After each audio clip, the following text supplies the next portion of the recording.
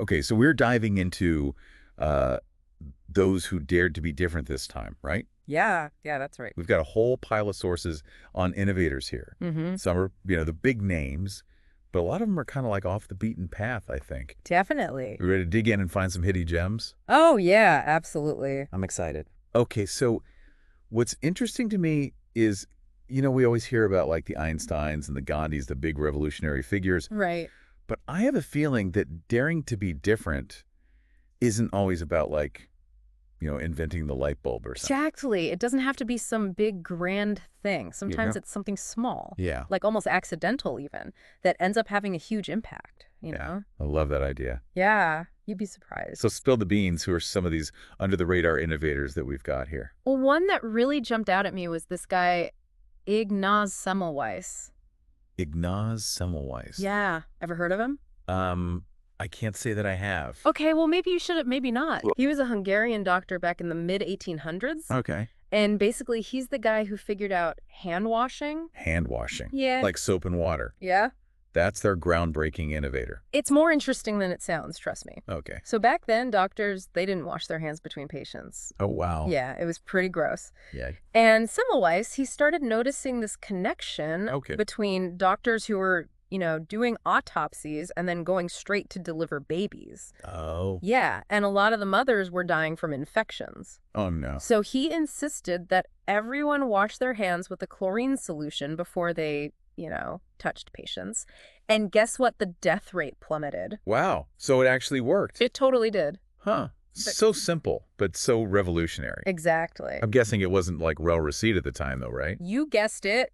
His ideas, they were ridiculed. Really? Yeah, people just weren't ready to accept that something so basic, could be so important. And sadly, it took years for hand washing to become like standard practice. That's wild. Yeah. It's amazing how much resistance there can be to new ideas, even when they seem so obvious in hindsight. It's true. So that's a great example of someone daring to be different and, facing a lot of pushback for it. Absolutely. What else do we got? Okay, let's jump to something completely different. Okay. Remember the Sony Walkman? Oh, yeah, of course. The Walkman. How could I forget? It totally revolutionized the way we listen to music, right? Absolutely.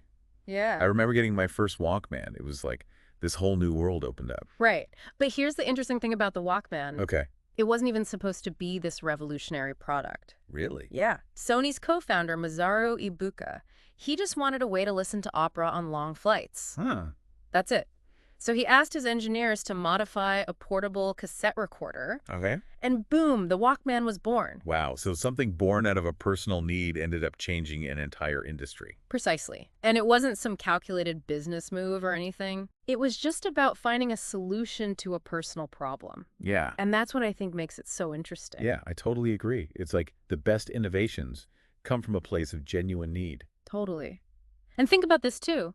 It also changed social behavior.